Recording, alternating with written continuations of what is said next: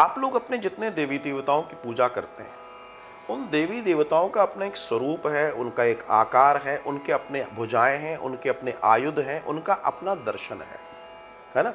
जैसे हम नवरात्र में जब पूजा करते हैं तो पहले दिन की देवी अलग है, देवी तो वही है, लेकिन पहले दिन की अलग है, दूसरे दिन की अलग है, तीसरे दिन की अलग है, आखिर में जाकर 9वें दिन की अलग है। क्यों भैया? जब देवी एक ही है तो 9 रूप क्यों है? क्योंकि उसकी 9 शक्तियों का दर्शन है। तो हमारे यहाँ की जो पूजा पद्धति है, असल में उसका जो वैदिक साइंस है, अगर हम उसको समझें, हर देवता की पूजा का मतलब उसकी ऊर्जा हम कैसे लें, उसके लिए वो मूर्ति डिजाइन हुई थी। बट हम लोग धीमे धीमे उसमें अनाड़ी हो गए, बस पूजने में खिलाड़ी हो गए। और आज यही कारण है कि पूजने के बावजूद भी जीवन में अंतर नहीं आ पाता है, परेशानियां रहती है। क्यों? क्योंकि हम उसके विज्ञान को नहीं जानते, इसलिए नहीं पूछते। तो ये महत्व को समझना बहुत आवश्यक है और लोग इसे समझें।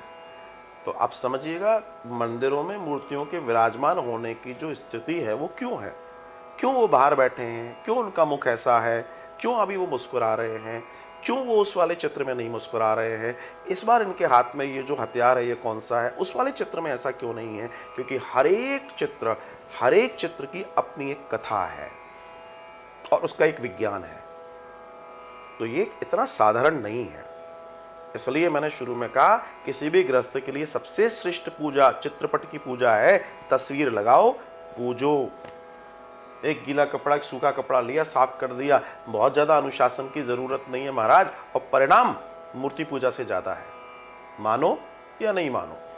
हालांकि मुझे मालूम है आप लोग नहीं मानेंगे, आदी हो गए ना, आदी हो गए। अभी मैं कहूं ठीक है इनको विसर्जन कर लो तो तुम्हें रात को नींद नहीं आएगी। तो हम भी जानते हैं इस बात को, लेकिन अब हमें मालूम है कि हमें कहना है और आपको सुनना है, इससे ज़्यादा क्या हो सकता है।